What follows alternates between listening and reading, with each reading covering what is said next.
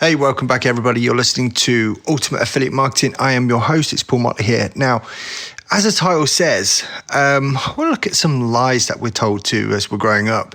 And I just got finished sort of listening to the audiobook by Tony Robbins, Unshakable, which actually goes into massive detail about how to secure your financial freedom and how to look after your taxes and how to look after probate. You know, there's a wealth of information there. It's not just about money, it's about mindset and everything else that goes with it. But when I was thinking about it, I was thinking about the sort of like the brainwashing that we have when we're growing up and the examples that were set around us. And one thing came to mind because I was watching the film Fight Club a couple of weeks ago and something stood out. I remember watching this bit. I'm just going to read you the quote.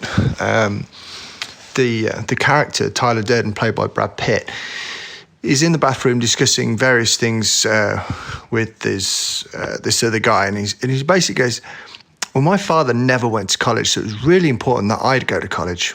After college, I called him up long distance and said, now what? My dad didn't know. So he says, get a job. He says, when I got a job and I turned 25, I called him long distance again. He said, now what? And his dad didn't know. So he said, get married. And the reaction was, well, I'm a 30-year-old boy and I'm wondering if another woman is really the answer I need.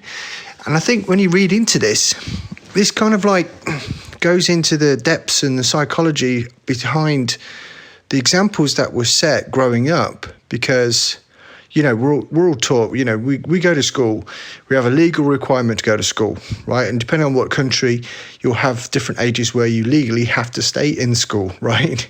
And a natural progression after school is you go to college. And then once you finish college, you get a job.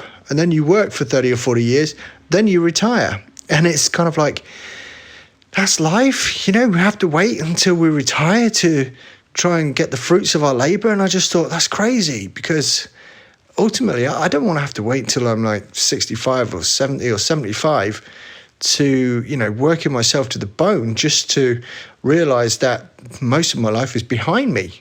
I would rather have or at least attempt to have a comfortable life and enjoy it along the way and not worry about the things that you can't change, but try and focus on the things that you can.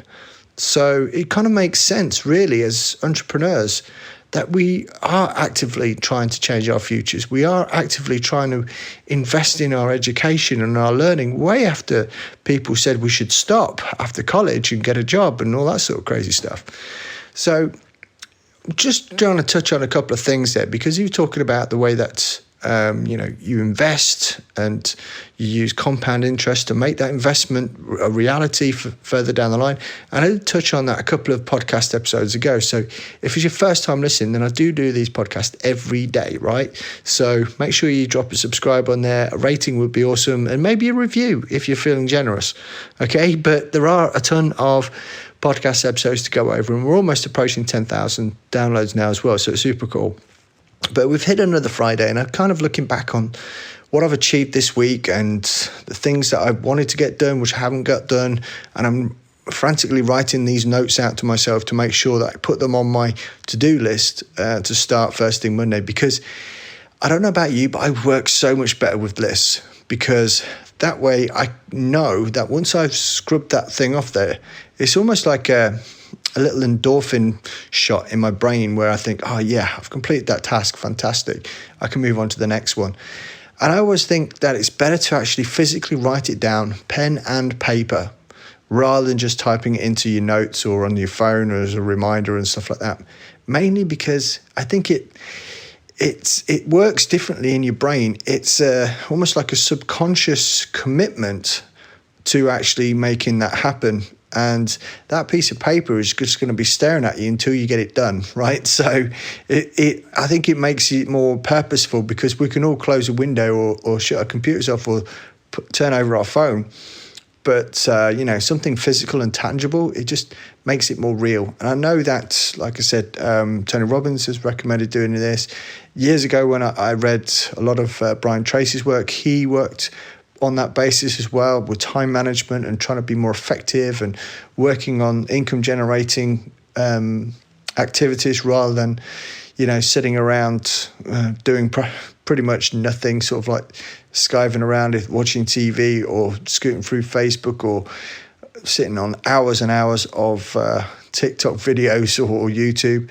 You can try and be productive as much as you can in your life, but still allocate yourself that leisure time where you do get to switch off. You do get to do exactly what you want, but you're only going to measure your success by the yardstick that you set yourself. So try not to look at other people's successes as a failure for yourself if you're not achieving that, because ultimately it's your destiny that you're building on. It's your future that you're working towards. So it's kind of like, again, it's a little bit philosophical and it's just my thoughts. It's not a given, but if you follow some of the advice then, and it's helpful for you, then, my work is done. So it's a short one tonight. It's Friday. Weekend's coming up. There will be obviously another podcast again tomorrow, but for now, that's me out.